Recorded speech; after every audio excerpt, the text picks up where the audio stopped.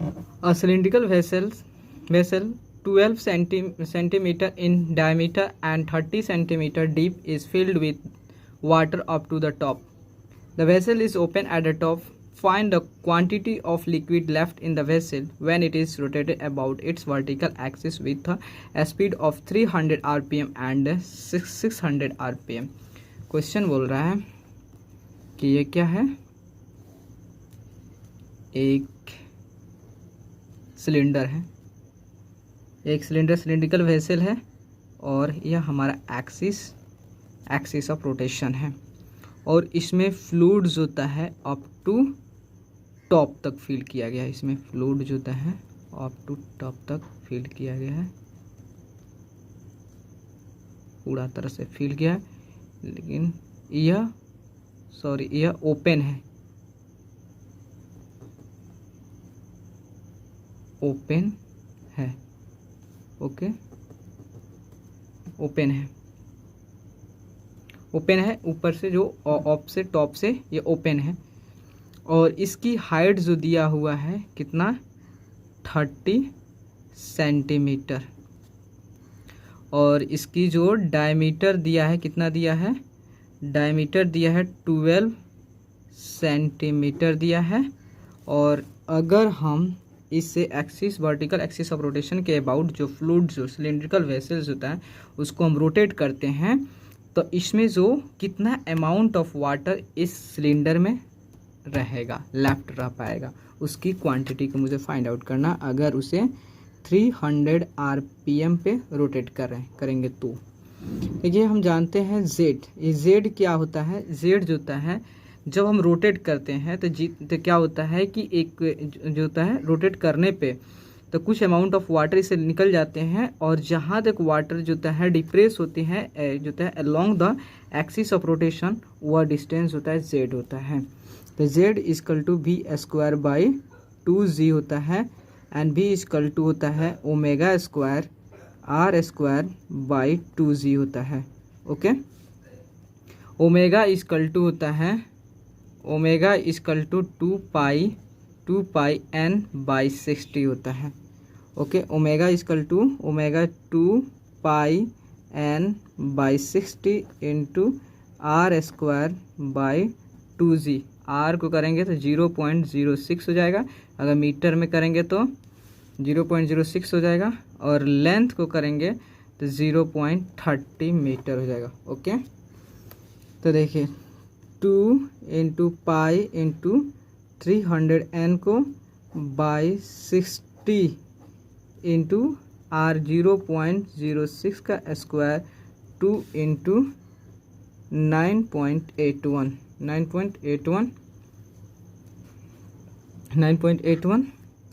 इतना। जब इस वैल्यू को सॉल्व करेंगे तो हमारा जेड की वैल्यू निकल जाएगा, तो जेड की वैल्यू आएगा 0.18 मीटर। अगर इसे सेंटीमीटर करते हैं तो 80 centimetre.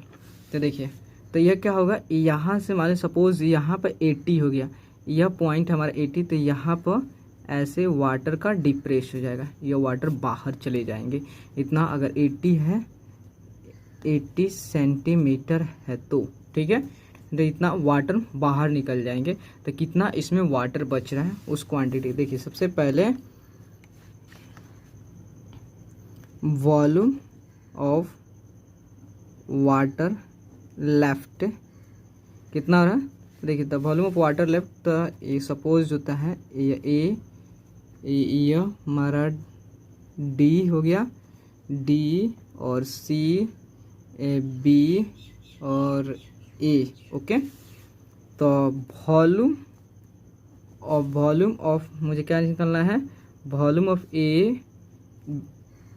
Of A B C D, इसमें से वॉल्यूम, उसके बाद वॉल्यूम ऑफ इस पाराबोलाइड, यह पाराबोलाइड जो है अगर इस पाराबोलाइड के वॉल्यूम को इसको निकाल दे, इस वॉल्यूम को हटा दे, तो मुझे इस जितना वाटर इसमें है इसकी वॉल्यूम निकल सकता है ना। तो इसी के वैल्यू को हमको फाइंड आउट करना है, वही क्वांटिटी ऑफ वाटर उस सिलेंडर में है। तो कितना वॉल्यूम ऑफ जो होता है, volume of paraboloid, volume of paraboloid देखिए volume of water left, volume कितना हुआ π/4 इंटू डी कितना है 0.12 square, π/4 into D square into H कितना है एच 30 है, ये 30 यहाँ से लेके यहाँ तक 30, तो इसको मीटर में करें 0.30 माइनस से वॉल्यूम ऑफ पैराबोलॉइड। तो वॉल्यूम ऑफ पैराबोलॉइड देखिए यहाँ पर जो है यह सेमी सर्कल का बनाएगा, तो सेमी सर्कल का एरिया क्या होता है πr²/2 इंटू यह हाइट कितना है 0.18 है, मीन्स 80 सेंटीमीटर, लेकिन अगर मीटर में करते हैं तो 0.18 मीटर। तो यह हमें πr²/2 इंटू हाइट इसका कितना है, हाइट 0.18 है, हाइट 0.18 है, तो π/4 into 0.12 square into 0.30 minus πr की वैल्यू 0.06 का स्क्वायर बाई 2 इंटू 0.80। जब अगर हम इसे सॉल्व करते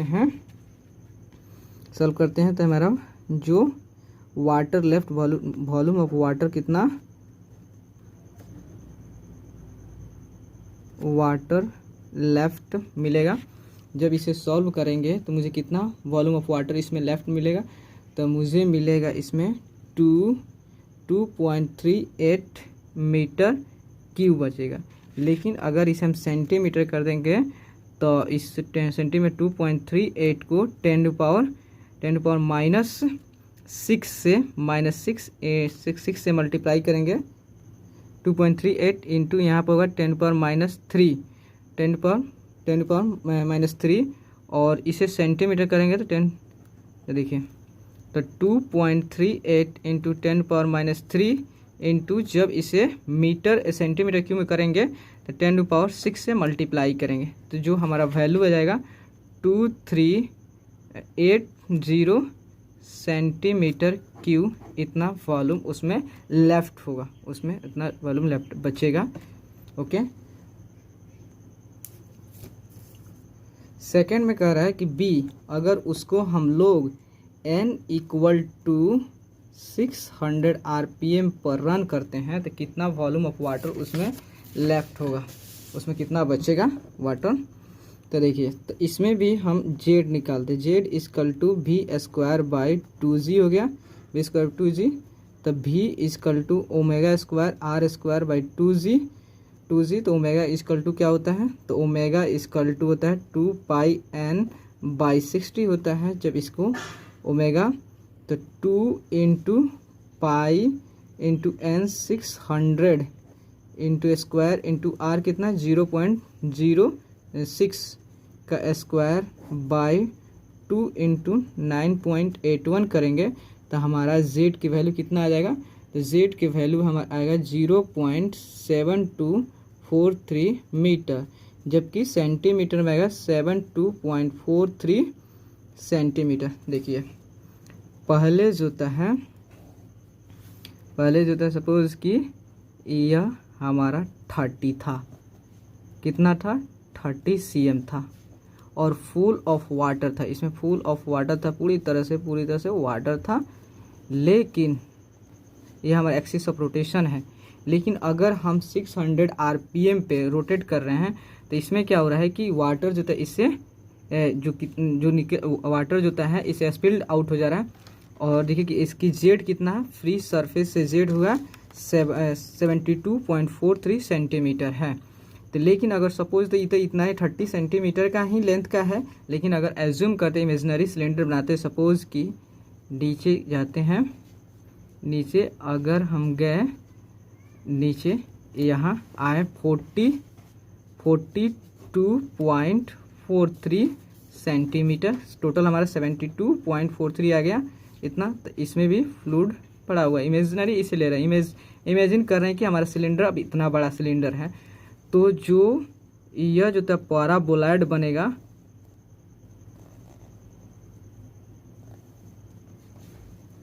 अब ऐसे मेरा पैराबोलॉइड बनेगा, ठीक है, तो मेरा ऐसे पैराबोलॉइड बनेगा। अब निकालना है कि अब कितना अमाउंट ऑफ वाटर इसमें लेफ्ट है, कितना अमाउंट ऑफ वाटर बचा हुआ।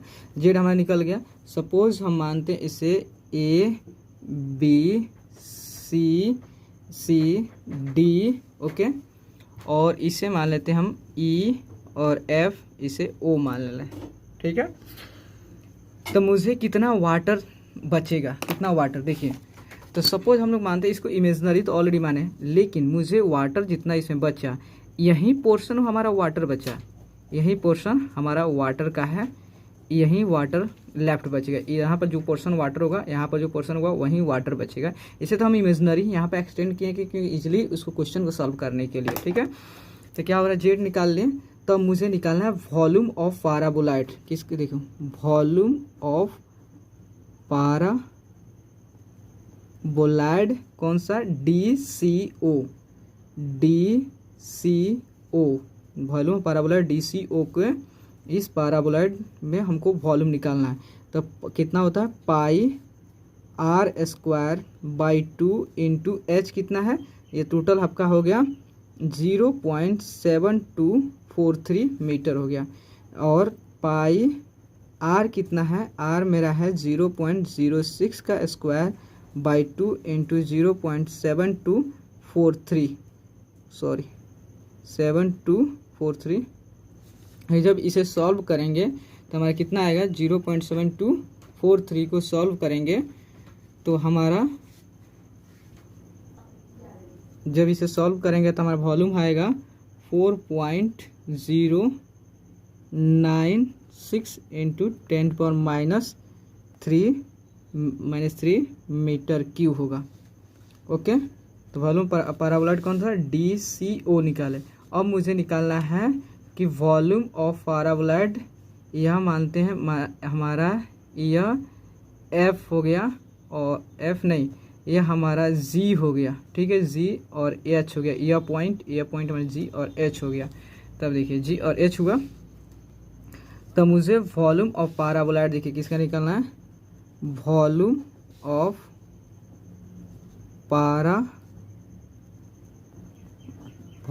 पैराबोलाइड, तो G, देखिए GHO का।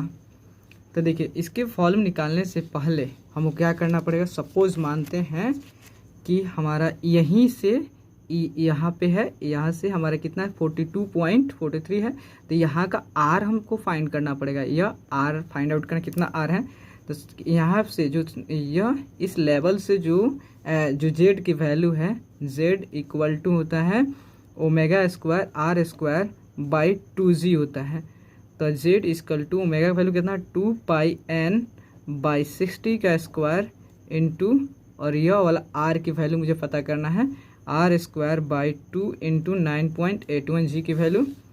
तो Z की वैल्यू कितना है, तो हमारा Z की वैल्यू है 0.4243 है, और यह 2πn/60 ओमेगा का स्क्वायर, तो ओमेगा स्क्वायर कितना आ जाएगा मेरा, तो ओमेगा स्क्वायर इक्वल टू हमारा आ रहा है, इसको सॉल्व कर 62.83 का स्क्वायर इंटू R²/2 इंटू 9.81 है। ओके, जब ये सॉल्व करेंगे तो हमारा R का वैल्यू निकल के कितना आएगा, 0.045 मीटर।